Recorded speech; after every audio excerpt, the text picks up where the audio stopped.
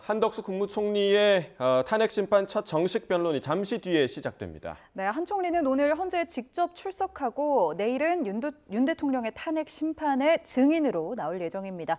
취재기자 연결해 자세한 내용 알아보겠습니다. 김영수 기자.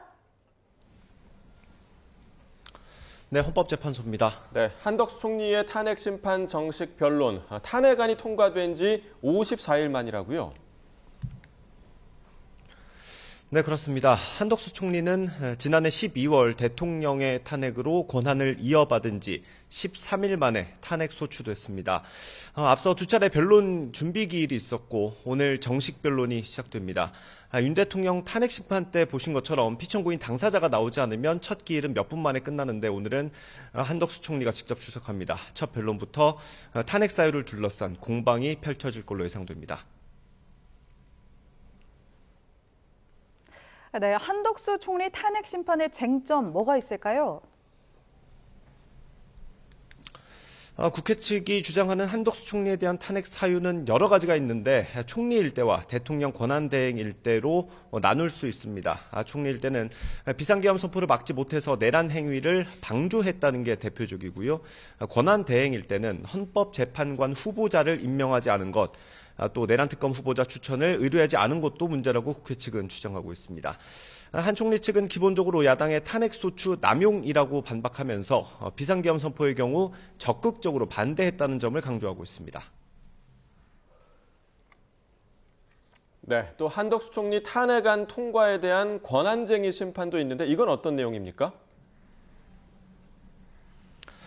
이 사건 변론은 오후 4시로 잡혔습니다. 이 사건을 쉽게 얘기하면요. 대통령 권한대행에 대한 탄핵안이 국회를 통과하기 위해서 재적 의원 과반이 필요한지 아니면 3분의 2가 필요한지 따지는 사건입니다. 한덕수 총리는 탄핵 소추될 당시 윤석열 대통령의 탄핵으로 권한대행을 맡고 있었습니다. 헌법을 보면 총리의 탄핵 의결은 과반, 대통령은 3분의 2 이상의 찬성이 필요합니다. 당시 야당은 총리를 기준으로 보고 192명의 찬성으로 탄핵안을 통과시켰고요. 국민의힘 의원들은 자신들의 표결권이 침해됐다면서 권한쟁의 심판을 청구했습니다. 비교적 사실관계가 명확한 사건이라서 변론이 길게 이어지지는 않을 거라는 전망이 많습니다. 네, 한덕수 총리는 내일 윤석열 대통령 탄핵 심판 증인으로도 나오죠? 네, 그렇습니다. 한덕수 총리가 오늘 자신의 탄핵 심판 변론 과정에서 계엄 당시 국무회의에 대해 어떻게 평가할지를 잘 지켜봐야 하는 이유 중에 하나이기도 합니다. 내일 윤 대통령 탄핵 심판 10차 변론은 예정보다 1시간 미뤄져서 오후 3시부터 시작됩니다. 한덕수 총리를 시작으로 5시엔 홍장원 전 국정원 1차장, 7시에는 조지호 경찰청장에 대한 증인신문이 예정돼 있습니다.